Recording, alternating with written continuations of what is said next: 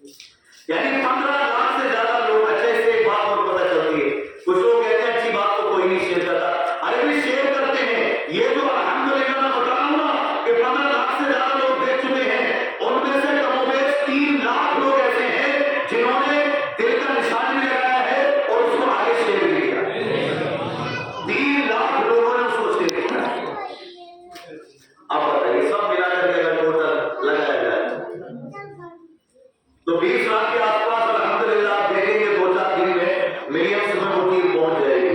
मकसद क्या था भाई? ना कोई माइक आप देखो, अल्लाह जब करना चाहे तो ऐसे ही बंदों की आवाज अपने बंदों में पहुंचा देता है। ना कोई माइक था कब्रिस्तान में, ना कोई टैंक था कब्रिस्तान में, सही है, ना कोई ऐसी रोशनी थी कब्रिस्तान में, चेहरा भी नजर नहीं आया सही तरीके से, मगर ये अल्लाह की रहमत है। उसकी रहमत ने पुकार कर कहा, फहीमुद्दीन आवाज निकालना तेरा काम है, सारी दुनिया में फैलाना मेरा काम है। जो आप गौर करें, टैंक लगाने में भी 40-50 हजार का और माइक लगाने में 7 हो जाता है, मगर अल्लाह जब मशहूर करना चाहे तो वो 2.5 मिनट की तकरीर जिसमें ना कोई माइक है, ना कोई टैंक है, ना कोई किसी किस्म की रोशनी है, ना ही वो चेहरा भी नजर नहीं आएगा, मगर ये अल्लाह की रहमत होती है कि 15 लाख से ज्यादा लोग दे चुके हैं और 20 लाख तक वो वीडियो पहुंचने वाली है।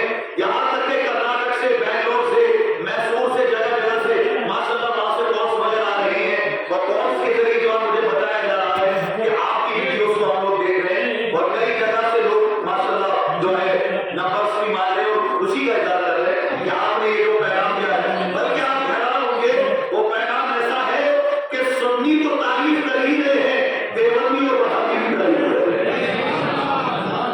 वो शेर, एक 2 शेर और मैं देता हूं जो आज तक शायद आपको नहीं सुने हो आपने, वो कि मार का जो अपना ना हो पाया कभी तलवार से, मार का मतलब जंग, मार का जो अपना ना हो पाया कभी तलवार से, उसको हमने आज जीता सिर्फ लफ्ज़े प्यार से। उसमें हमने किसी को गाली तो नहीं दी, अच्छी बात कही, लोगों के दिलों से लगी। बोले यार वाकई में ये सिस्टम है कि कोई बुढ़ा हो जाए तो कुछ नौजवान कहते हैं मर क्यों ना लिया, बिरयानी खाने को मिले, बताइए। और रमजान के महीने तक में ऐलान हो गए भाई साहब के खाना खा के लिए, यानी किस कदर जहालत पे लोग उतर आए। तो उस चीज को लोगों ने महसूस किया कि वाकई में इस चीज की जरूरत है कि हमें इससे बचना जरूरी है। तो माशाल्लाह शेयर करते जा रहे हैं लोग अल्हम्दुलिल्लाह। मार का यानी जब मार का जो अपना ना हो पाया कभी तलवार से, उसको हमने आज जीता सिर्फ लफ्ज़े प्यार से। और बात वो कहिए जो ले ले दाद खुद अखियार से, गैरों से नहीं। बात वो कहिए जो ले ले दाद खुद अखियार से, अपने तो अपने गैर भी कहे वाह क्या बात कही है। बात वो कहिए जो ले ले दाद खुद अखियार से, फायदा कुछ भी ना होगा आपको तकरार से, फायदा कुछ भी ना होगा आपको तकरार से। मगर आज के माहौल के ऊपर एक शेर और बोलना चाहता हूं, जब तक माँ बाप के साथ रहते थे बेटे तो 5 एक साथ रहते थे, एक ही घर में रहते थे, 10 बेटे थे, बेटे थे, सब एक साथ रहते थे। लेकिन जैसे ही माँ बाप का इंतकाल हुआ तो दीवारें खिंच गई, लोग एक दूसरे का चेहरा देखना नहीं चाहते, बल्कि एक ही घर में 3-3 4-4 दीवारें खिंच गई। तो इस पर भी ये शेर कहे गए जो आपको सुनाना चाहता हूँ, मार का जो अपना ना हो पाया कभी तलवार से, उसको हमने आज जीता सिर्फ लफ्ज़े प्यार से।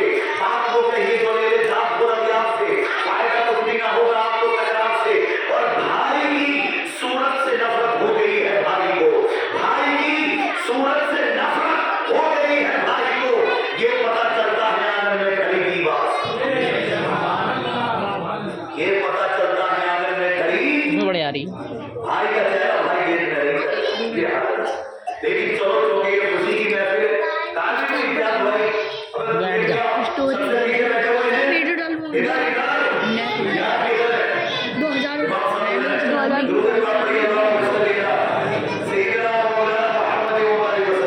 मुबारक हो, नबी की तारीफ सुनो। और शाहजहां जलसे में बोले थे आला हजरत की माशाल्लाह जो आला हजरत के कसीदे में तस्वीर लिखी है, आपके सामने पढ़ रहा हूं माशाल्लाह। उसी का इजहार होना चाहिए और लगना चाहिए कि आप सुनने के लिए तैयार हैं। प्यारे नबी की तारीफ की है, जिस्म पर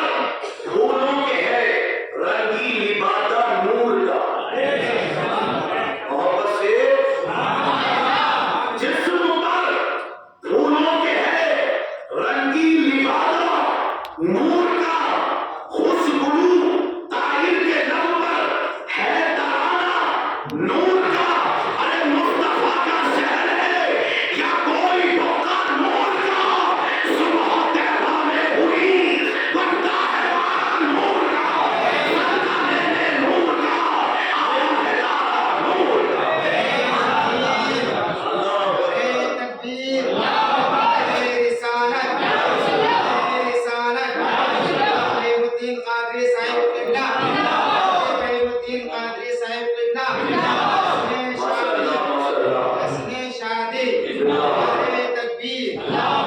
ये कोई महफिल जैसे से काम है।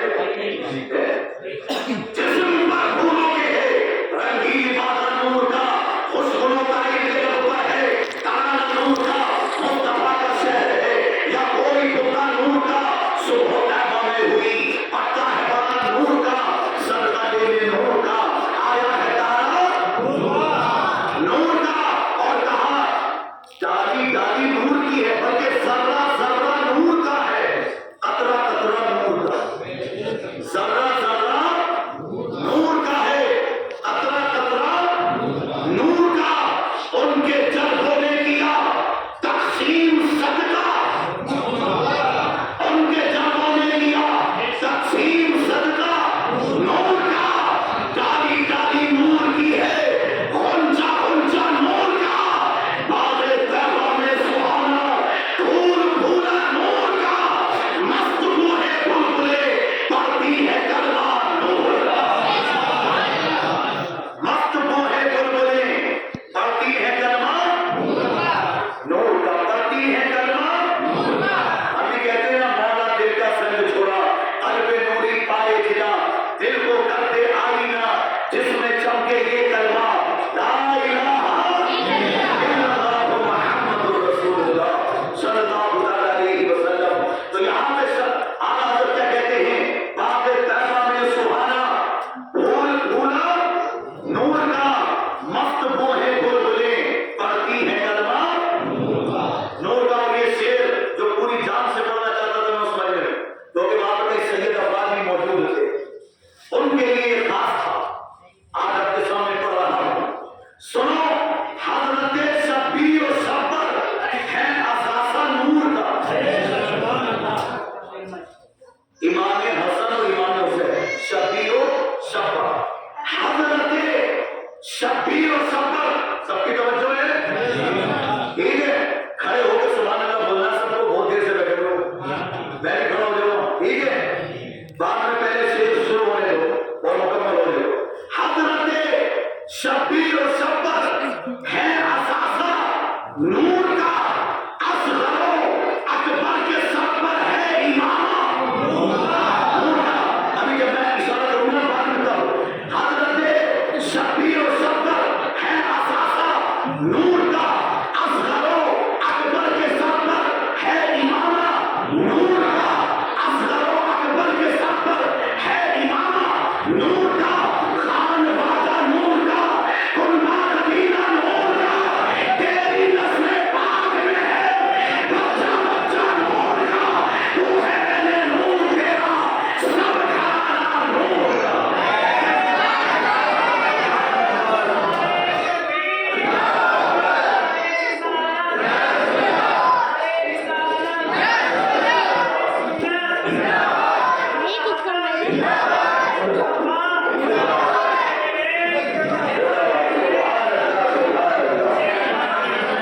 किसका मोबाइल है? इतने दिल को खुश करने वाली बात है। हजरत शब्बीर और शब्बर। शब्बीर और शब्बर से मुराद इमाम हसन और इमाम हजरत शब्बीर और शब्बर है असासा नूर का। असासा नूर का। असगरो अकबर के सर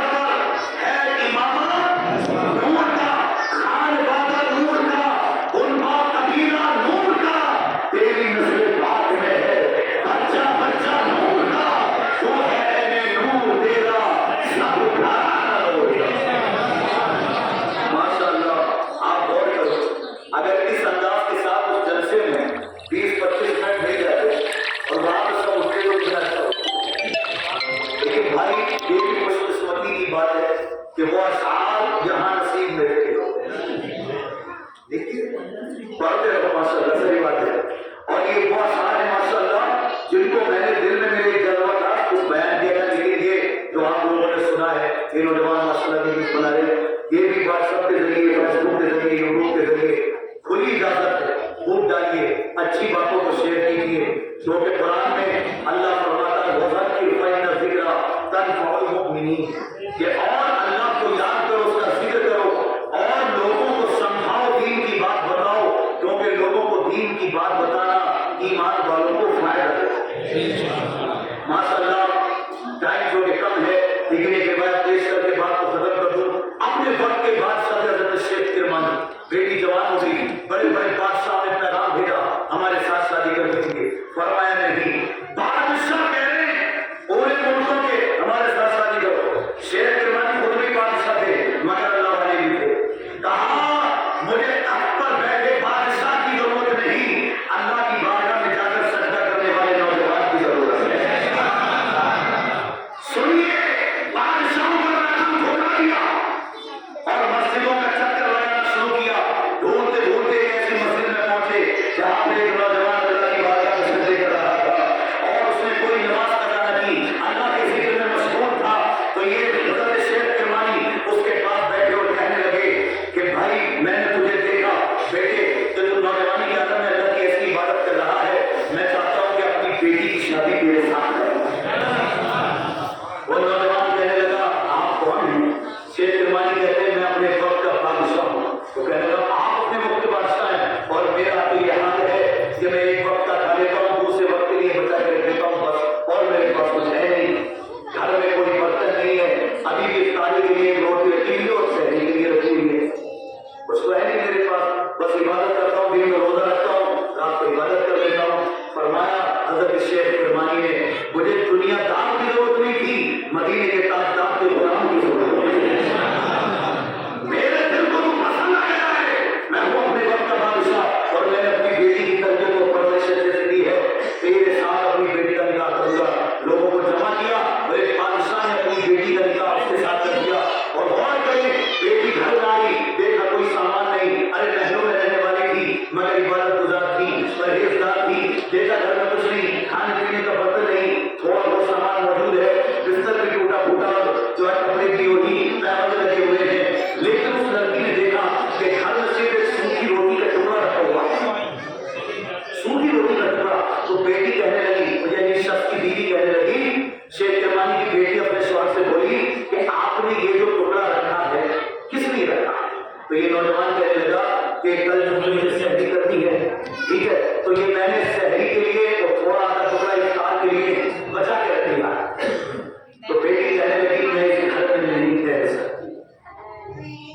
नौजवान कहने लगा कि मुझे तो मालूम था एक बादशाह की बेटी मैंने जैसे गरीब के यहाँ कैसे रहेगी, जबकि मेरे पास तो कल तक का ही कुछ बस ये सूखी रोटी मौजूद है, आप जाती है तो चली जाइए। तो जानते हो बेटी ने क्या जवाब दिया? या जितनी माँ बहनें गौर से सुने और जितने नौजवान हैं वो भी गौर से सुने, सारी जिंदगी संवारने के लिए उस बेटी का एक जवाब काफी है। बेटी ने कहा कि मैं इस वजह से नहीं जा रही हूँ कि तेरे घर में कुछ मौजूद नहीं, बल्कि मैं इस वजह से जा रही हूँ कि तुझे अल्लाह पे भरोसा नहीं है, तुझे अल्लाह पे भरोसा नहीं है। नौजवान कहने लगा मुझे भरोसा क्यों नहीं?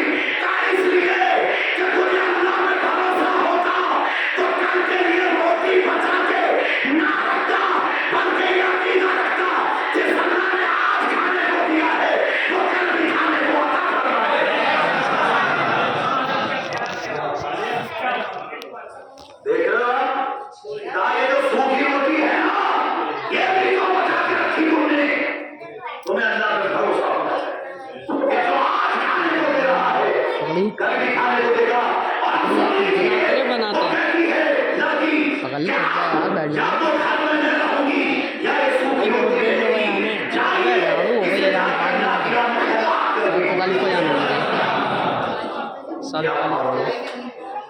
पैंतालीस